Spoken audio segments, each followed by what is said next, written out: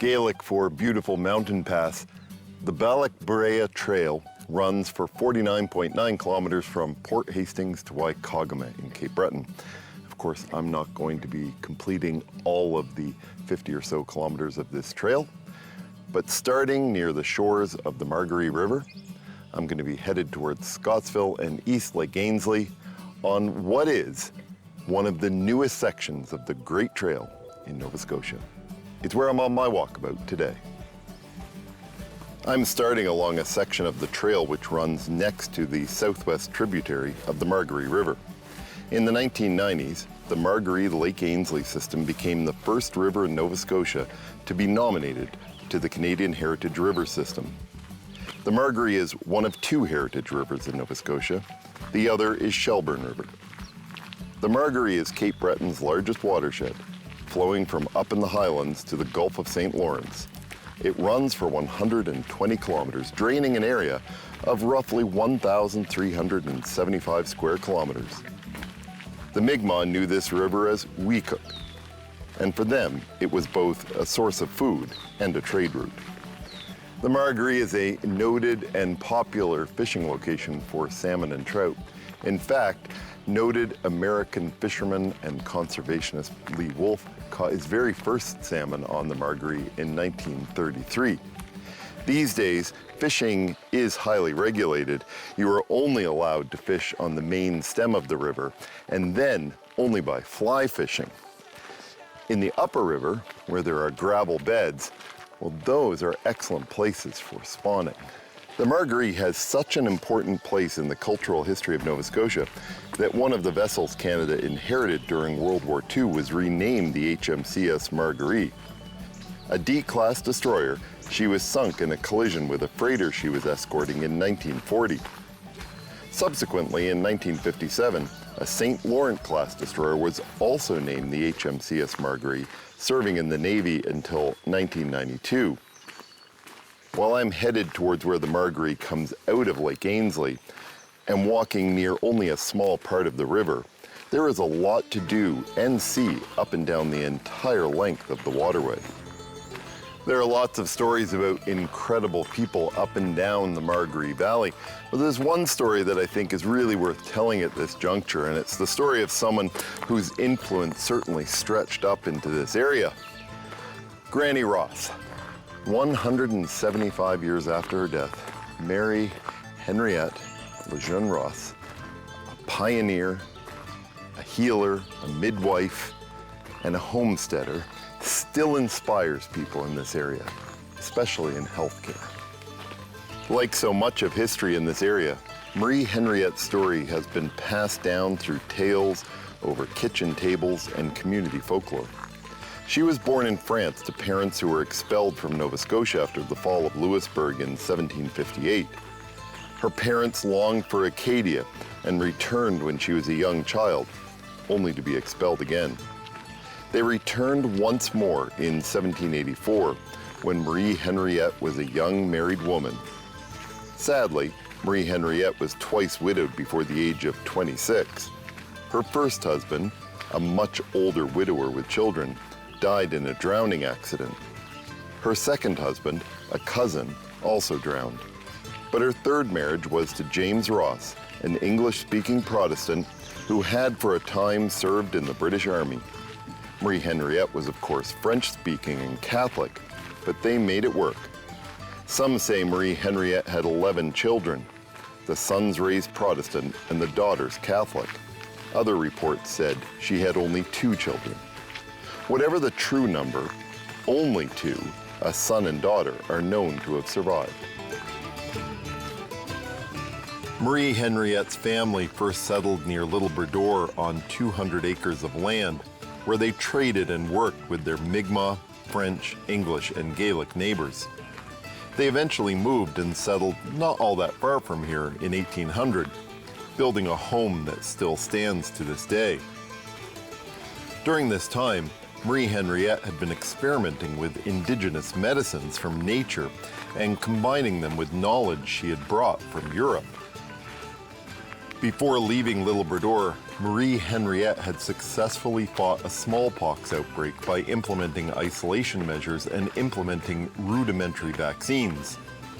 By the time she and her family arrived in the Margaree, she was welcomed as a healer. The Margaree area was a melting pot of different cultures, but she became trusted by everyone. She was known as a childbirth practitioner and someone with experience and expertise in end-of-life cases. Over time, she picked up some nicknames owing to her particular involvement in childbirth. She was known as Harriet the Midwife, and then later, Granny Ross, a folk hero to the communities here. Sometimes with stories rooted in folklore and passed around at the kitchen table, it's not always clear what is accurate and what is not. For example, there are some reports that when you look at the birth and death years of Marie Henriette, she would have been 117 years old by the time she died. That certainly was not the case. But most of her life does seem rooted in fact. At least the stories of her life seem rooted in fact. And she was not only a healer, but she was an avid outdoors person as well. It is said that at one point, she killed 2 menacing bears, one with a shotgun and one with a shovel. She served so many communities in this area that she was outdoors a lot. She often traveled at night with a pine pitch torch and musket. She was known to have walked upwards of 100 kilometers across snow and ice with her husband to get supplies from Little Brador and bring them back to the Margaree villages. As she grew older, her husband passed on and she lost her sight. But while she could no longer travel in the same way, she recruited family and neighbors to transport her in a sled or wheelbarrow to tend to the sick. Marie Henriette died in 1860 at the age of 98, not 117. Almost certainly some of her history here has been embellished over the years, but whatever the case, she was certainly an inspirational figure.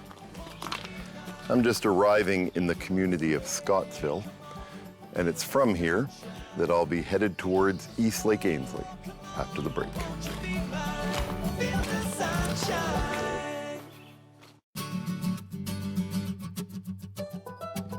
I'm on the Balloch Brea section of the Trans-Canada Trail, and just before the break, I was traveling along the southwest branch of the Margaree River. I've now reached Scottsville, and Scottsville is where Lake Aislie drains into the Margaree River system. Scottsville is home to the Scottsville School of Crafts, which hosts the Lake Aislie Weavers and Crafts Guild. The guild hosted its first weaving program in 1984, and the school was ultimately formed in 1993 when they acquired a local building from the municipality. Weaving and activities associated with weaving have long played an important role in Cape Breton culture. One of many examples is the milling frolic, which started as a necessity but continues today as a social event. Wool cloth woven from a loom is shrunk to make it warmer and more watertight. This was important in places like this, where wool was the primary fabric, and the fog, rain, and winds could make it very cold at times. In the Scottish Highlands and in Cape Breton, cleaning and shrinking newly woven cloth was done by hand. It became a social event, and songs were sung during the work as a way to break the monotony. The songs helped keep the rhythm of the work, but they also recorded community stories passed down through generations. Today, milling frolics still happen in the area, even though there are mechanical ways to treat wool fabrics. They are a social event. And here is one way in which the frolic has evolved differently between Scotland and Cape Breton. In Scotland, the milling frolics and the songs are now performed on stage or as part of historical reenactments. In Cape Breton, these remain very much a social affair done for enjoyment. While events like the annual Cape Breton Celtic Colours Festival includes milling frolics, rather than being performed on stage, they are community gatherings where visitors are often welcome to join in. Oral histories have long been important in the communities around Lake Aislie, and Scottsville was no different. It was here that lived the Bard of Lake Aislie, Stanley Collins, and he has rightly earned himself a place in history, with his songs being performed across Canada and being studied by folk researchers. Stanley was born in Quebec in 1912. His father was from Wales and his mother Newfoundland. Sometime before 1917, his family moved to Halifax, where his father died during the Halifax explosion, and his mother succumbed to wounds suffered during the explosion 3 years later. Stanley and his 6 brothers and sisters were then sent to an orphanage in Truro. At the age of 9, Stanley was adopted by a family in Scotsville, Cape Breton, where he moved. It would have been a very different time and place from what he was used to in either Halifax or Quebec. Stanley picked up music from his parents. Of course, Stanley had many opportunities to leave Scotsville over the years, and in many respects it wouldn't have been surprising had he done so. He did leave once to work in a mine in Ontario, but returned after 4 months and never left again. He stayed, working, as men in Scottsville did, various jobs from area mines to winter Christmas tree farms. Stanley was an avid participant in ceilidhs and milling frolics. In fact, in 1933, he started writing his own songs. He was the age of 21 at the time, and those lyrics started to be shared widely. Eventually, he was recognized as the singer-songwriter of Scottsville. And today, many of his lyrics actually appear not only in songbooks, but even on some of the interpretive panels of the Trans-Canada Trail. As I've made my way through Scottsville, a large lake has been the dominant feature on the landscape, Lake Aislie. Lake Aislie is the largest natural freshwater lake in Nova Scotia and stretches out towards the north. The lake is approximately 20 kilometers long and 3 to 5 kilometers in width in various places. The southwest Margaree River, along which I was hiking earlier, starts at the northeast corner of the lake, draining to the Gulf of St. Lawrence. The lake has long had a strong significance to the Mi'kmaq, who used the lake to travel between communities near Bredor Lake and the Margaree Valley for fishing and hunting. Oral history suggests that the French used the lake as part of an escape route when they fled Louisbourg, as it fell to the British. From the perspective of European settlers, the lake separated different cultures.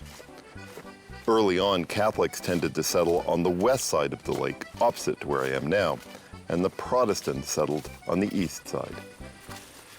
Lake Aislie is named for George Robert Aislie, who was the Lieutenant Governor of Cape Breton from 1816 to 1820.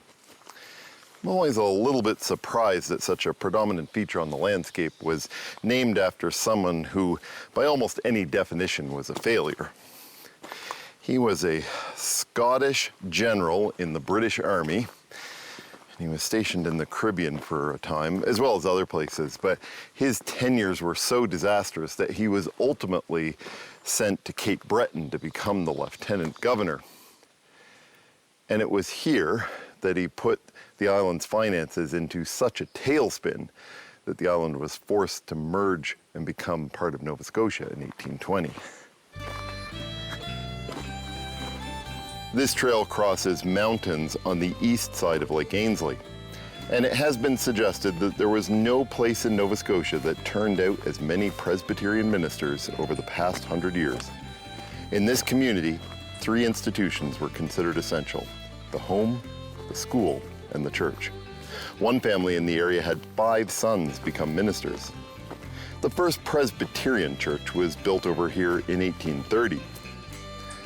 Now, around 1879, the communities abutting Lake Aislie started to feel overcrowded, and a period of out-migration occurred. These communities simply could not provide either the jobs or the homes, so people left for the United States and places like the gold mines of Montana. Others went west in Canada, also headed for the gold rush. Well, no matter where you go on the Trans-Canada Trail, in Canada or in Nova Scotia, there are stories to hear and sights to see. It's no different here. This is a 50-kilometer trail, and from here it would continue all the way to Waikagama. Of course, I'd never planned to do that far today, and so this is where I'm going to be ending my hike. The temperature has certainly changed. It started this morning very cool and rainy, and now the humidity and the heat has really increased quite substantially. So it's a good time to take a break. The stories here are what bring the trails alive. And so after the break, I'm going to be headed to another mountain in this area called Gairloch Mountain in search of the Gairloch Mountain Falls and the stories of the people who made their homes on the mountaintop.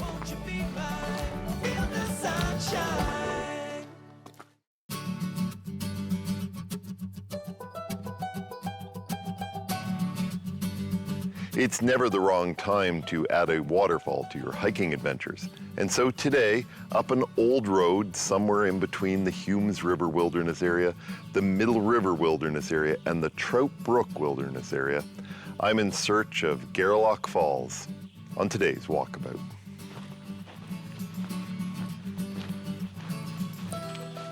There are a couple of ways to get to this waterfall, but both ultimately connect at the same point. The trailhead I began this hike at is a couple of kilometers up the old Gairloch Mountain Road past the Indian Brook Road intersection. You essentially have two choices. You can park at that intersection and hike up the rest of the road to the top of the mountain, or if the remainder of the road is in decent condition and you have a high clearance vehicle, you can start at the actual trailhead. In winter, unless you have a snowmobile, you pretty much have only one option, which is the longer route, as the Gairloch Mountain Road past Indian Brook Road has no winter maintenance. This hike is located more or less in what is today the community of Middle River. Right now, I'm about 6.5 kilometers due north of the Humes River waterfall, if you've ever been on that hike. The Mi'kmaq called this area Wagmacook. Now that name is still used today, but it's used for a much smaller community near here. In 1806, the Scottish arrived on this mountain. They were looking to escape harsh economic conditions in Europe. They were in search of independence and land. It was the Mi'kmaq who would welcome the Scottish settlers and help them to survive here. Over time, the population of the Middle River area grew to 1,000 people, mostly working in forestry and small-scale farming. As the population grew, so did the number of occupations: teachers, doctors, merchants, shoemakers, and so forth. The population of the Middle River area didn't stay at 1,000 people for very long. In fact, these days, it's only about half of that. In the 1850s, many of the Scots here, along with a number of other Cape Breton Scots, packed up and moved to Australia and New Zealand. Interestingly, because of that exodus, these days, Middle River is a popular place for tourists from Australia and New Zealand to come visit in search of their roots, their ancestors. Now you may wonder what would have caused people to pack up and move only a few decades after first settling here. After all, it would have taken some time just for the homesteads to be cleared. You'd think things would have been getting easier. But the exodus of the 1850s was caused by the Cape Breton potato famine. Between 1802 and 1845, somewhere in the neighborhood of 30,000 Scots immigrated to Cape Breton. Around 1845, a potato rot or blight, which is a fungus thriving in the cold, damp weather, set the island's population on a course of near starvation. At the same time, the small wheat crop on the island was infested with a wheat fly, which destroyed grain crops. The potato rot took hold on the Lake Aislie side of the island in the winter of 1844 and 1845. And by 1846 was devastating crops island-wide. Mass immigration to Cape Breton was still relatively recent at that time, and so there were few fallbacks and little by the way of a diversified food economy like existed on mainland Nova Scotia. To make matters worse, some farmers assumed the potatoes could be still fed to cattle and other farm animals, but this turned out to be not the case, and those animals died, making the food crisis worse. The famine opened the door for a controversial and charismatic reverend by the name of Norman MacLeod to preach that the blight was holy retribution for the use of alcohol and tobacco by the settlers. So he convinced many of them to join him and pack up and move to Australia and New Zealand. It was a sad state of affairs, but you can understand just how frustrated many would have been with the situation, looking for the only hope they could find, and finding it in MacLeod, who was said to be particularly adept at pulling communities together to advance or oppose any goal. While I talk about the whole area and the history of immigration and emigration as Middle River, Gairloch Mountain in the 1800s was actually its own community and not part of Middle River. It was founded by later Scottish settlers who arrived to find the best land in the area had already been taken. But they persevered, and the community had its own post office and school until the early 1900s. But by the 1930s, farms at the higher elevations began to be abandoned as they were just too hard to farm with the poor soil. And the roads, like the one at the start of this trail, were almost impossible to keep clear in winter. By the 1960s, Gairloch Mountain as a community had been entirely abandoned. I've made it down into the ravine. I've reached Black Brook, which means the falls are just ahead.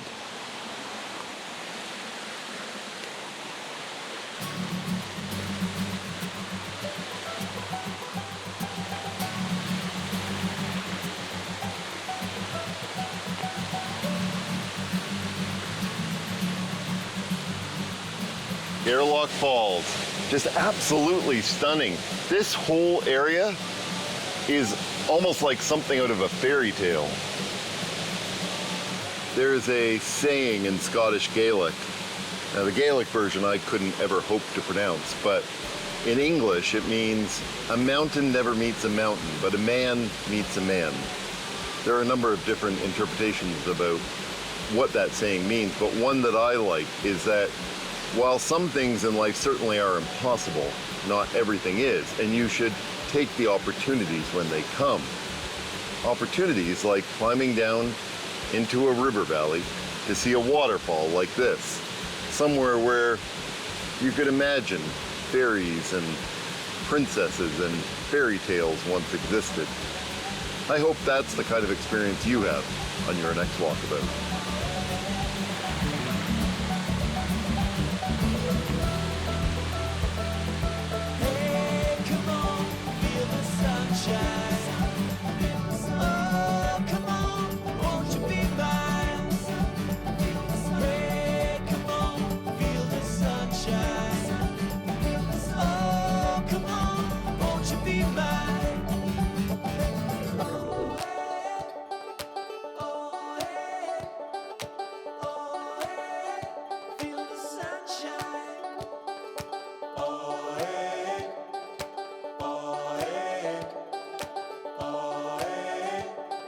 Sunshine.